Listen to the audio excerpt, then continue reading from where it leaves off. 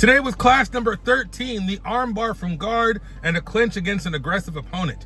Not a lot to say about this class. I'm really tired, but I made it. I was worried if I was gonna make it or not because it's my final class, my last class to make sure I've done every class at least twice so that I can go to Reflex Development, hopefully starting tomorrow. So I tell you, I was worried about natural disasters, car accidents, forest fires, God knows what, but I made it. We got it done. I trained with this new guy, his name is Patrick, and he is fan-freaking-tastic. Great intensity, great athleticism, excellent partner. But here's the thing that I really liked about this class.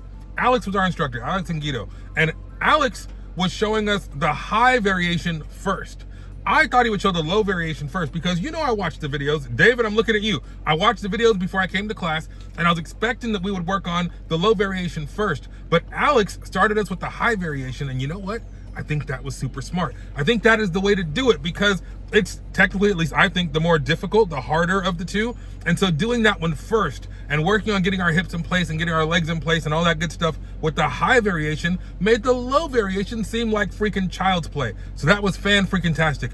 I enjoyed today's class. Of course, Alex is great. Guido is great. My training partner was awesome. The clinch against an aggressive opponent, it feels kind of like old hat because we've done it so many times, but it's still important and it's still worth drilling and still worth training. And of course, I think I mentioned this the last time I did this video. I had a buddy of mine, his name is Mike, God, I forget his last name. Mel keeps showing up university, and he put me in the armbar from guard, and it was like, what the hell was that? Like, I don't think I'd ever experienced it before. And he showed it to me, but it didn't quite register.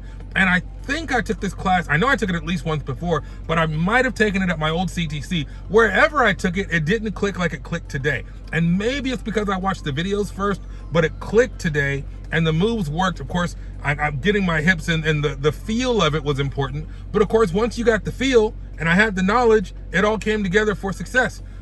One thing that was a little tricky is my man Pat was kind of had a narrow base in the beginning, so when I would swing my leg, I kind of started to knock him over. But once Guido came over and he widened his base, it was like clockwork, man. Swinging that leg around, it worked great. I was a little worried because I'm a bigger dude, but it worked, man. It was fan-freaking-tastic.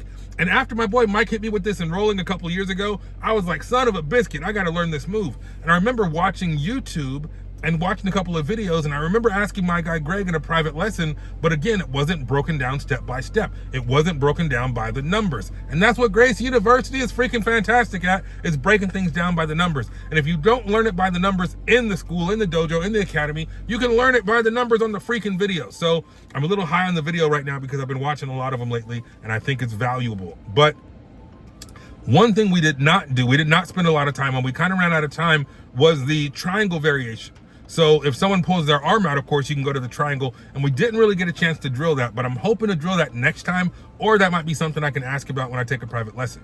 My plan right now, of course, is to start Reflex Development tomorrow, and then as I get closer and closer to test time, which is in 78 days, I'm gonna start doing some private lessons and hopefully kind of run through a mock version of the test. And if I come across something like a triangle variation and I don't feel confident, that's what we can work on in our private lesson. At least that's how I see it. I've never done it before. But you bet your butt when I do it, I'm gonna make a video about it, just like I'm gonna make a video about Reflex Development probably tomorrow. So if you're along for this journey, thank you for support. If you're watching on Instagram when I put my little daily vlogs and my countdown until I'm eligible for the test, thank you for your support on Instagram as well.